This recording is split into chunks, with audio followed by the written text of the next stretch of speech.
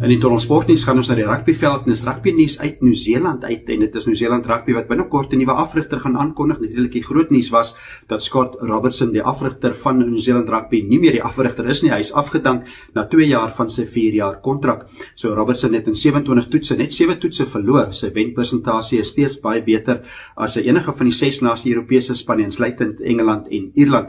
Maar hy is afgedank en daar's 'n nuwe afrigter moet gekies word.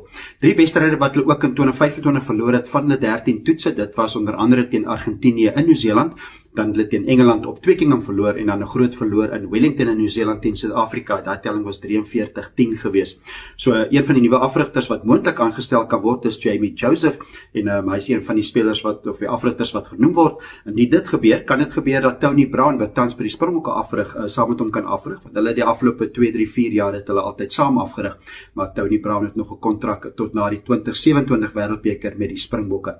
So dit is ook die All Blacks wat in 2026 na Suid-Afrika toer. Hulle gaan 4 toetse speel en ook teen die 4 toetsunies speel. Eerste wedstryd 7 Augustus teen die Stormers, dan ook wedstryde teen die Bulls, Sharks en Lions en dan 4 toetse van die eerste ene begin al 22 Augustus op Ellis Park. So dis rugby nuus van die Tonnel.